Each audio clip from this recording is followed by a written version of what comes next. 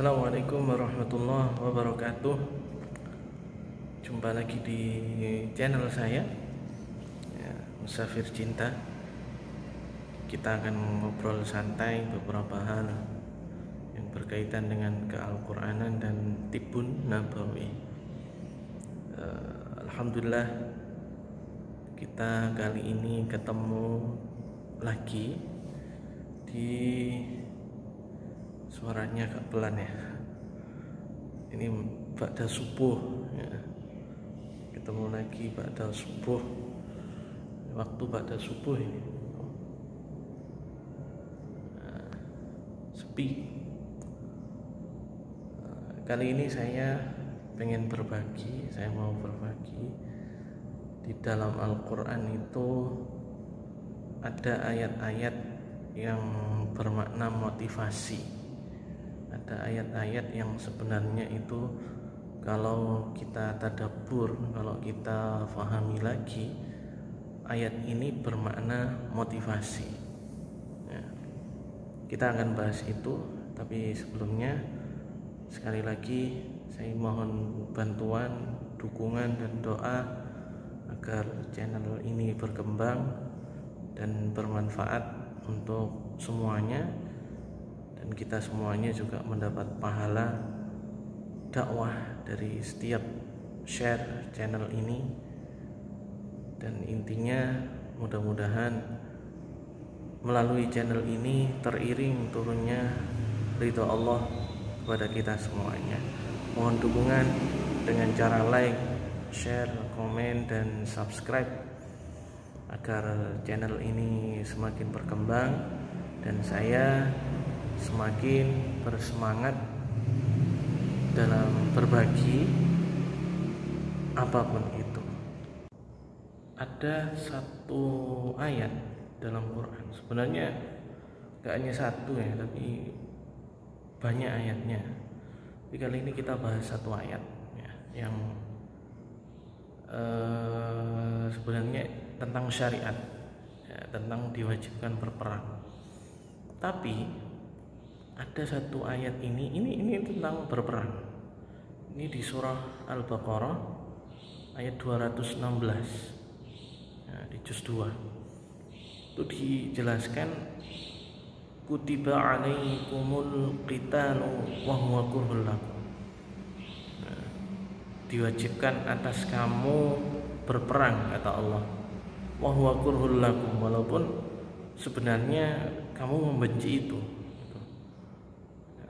Wa asa an takrahu syai'an wa huwa khairul lakum wa asa an tuhibbu syai'an wa huwa syarrul lakum wallahu ya'lamu wa antum la ta'lamun wa asa an takrahu syai'an wa huwa khairul lakum ya, kadang apa ya, ini saya bahas langsung aja ya.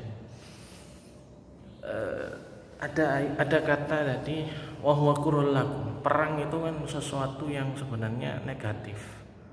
Perang itu sesuatu yang harusnya paling dihindari ya, harusnya paling dihindari.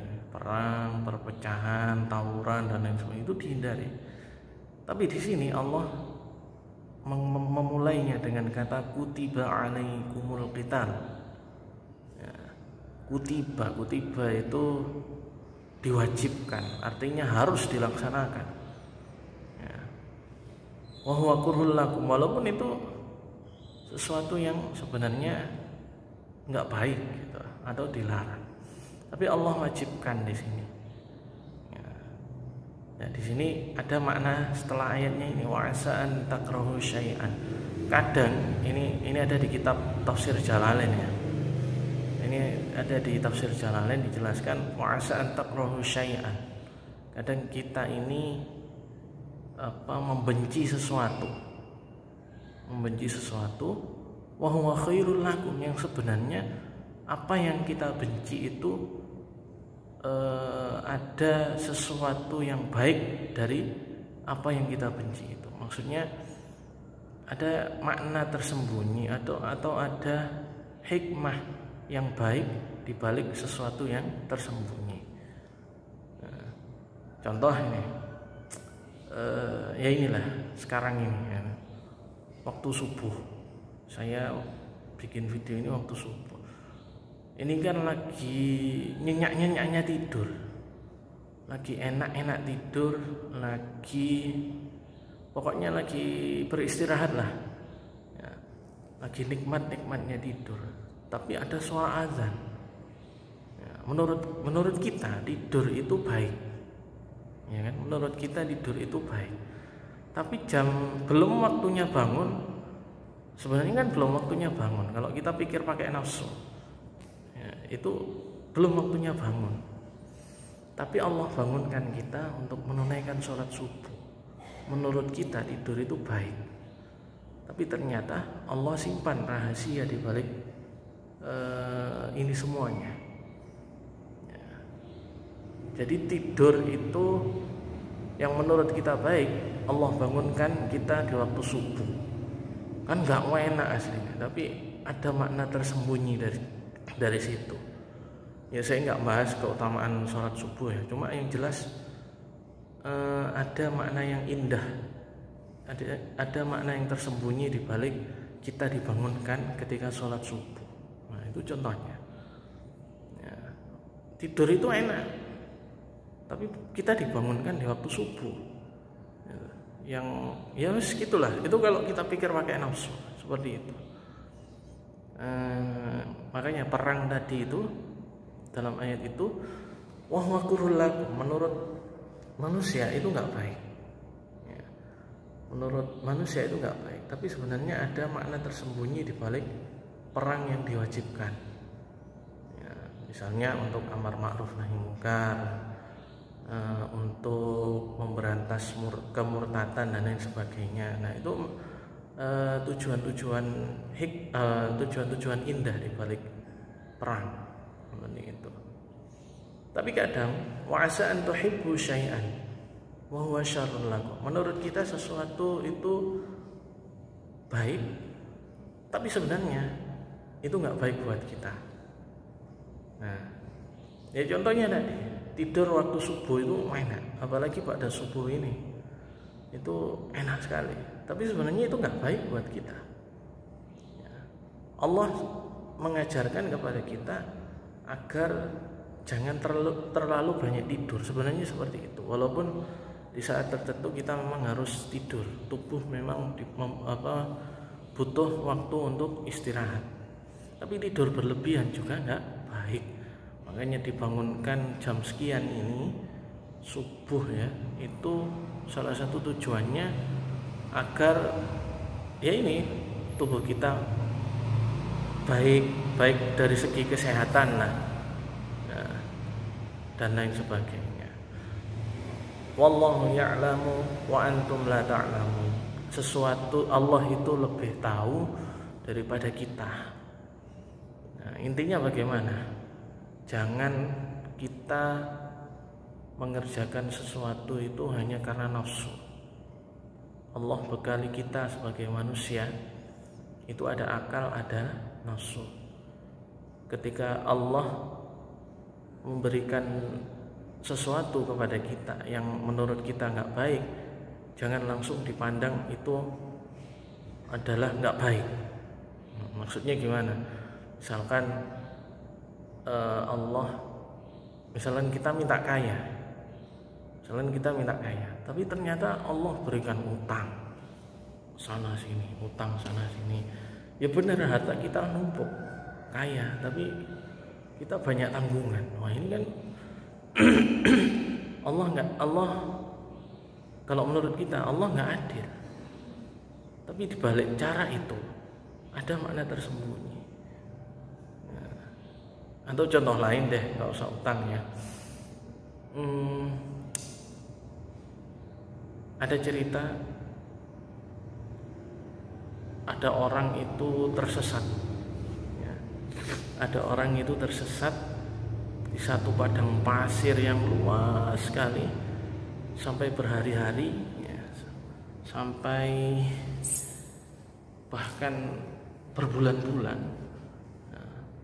Itu tersesat sampai dia ini nggak punya perbekalan lagi, Akhirnya dia berdoa sama Allah, ya Allah saya hanya minta makan, ya Allah saya hanya minta minum, ya Allah saya hanya minta pemandangan yang indah, saya tidak minta apa-apa. Intinya minta air gitu aja sebenarnya. Karena dia dehidrasi yang luar biasa.